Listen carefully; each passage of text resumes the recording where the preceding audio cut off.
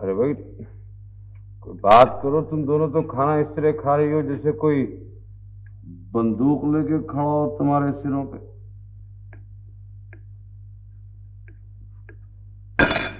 हर कोई मुझसे नाराज है, हर शख्स मुझसे नाराज है।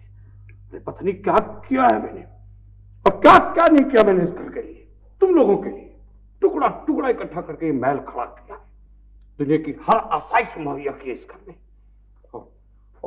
और क्या चाहती हो मुझसे, क्या चाहते हो तुम लोग मुझसे? यासीन जी बीबी जी। अंदर जाओ। अच्छा। क्या जरूरत थी नौकरों के सामने इतना चिल्लाने की? क्या सोचेंगे वो आपके बारे में? क्या सोचेंगे?